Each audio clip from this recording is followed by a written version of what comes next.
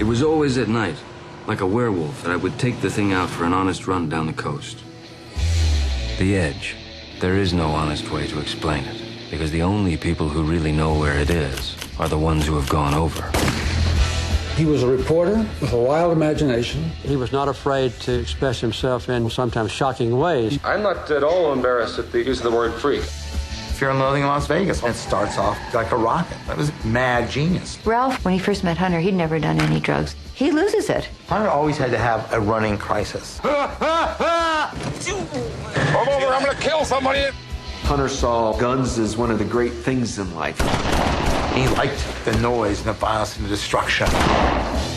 I think he was important in a literary way and also in a political way. Hunter was in Chicago, right in the midst of the gas and the beatings. I came with the idea that he should move to Washington and become a full-time correspondent. When he showed up at the campaign, no one knew who he was until he started publishing. Then all hell broke loose.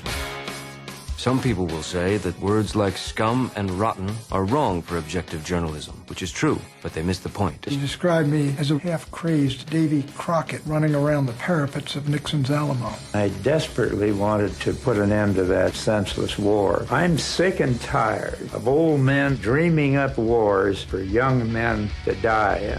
Hunter's pieces were a hybrid of very accurate reportage and sometimes flat-out fantasy. And ended up on the wire as a straight story. You finally said, well, you made it all up. I couldn't believe that people really believed that Muskie was eating Ibogaine.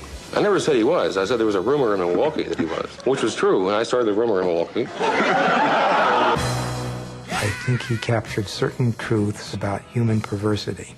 I don't think that anybody can be surprised that we find ourselves in the nightmare we're in today because it's the same as the nightmare he described back then.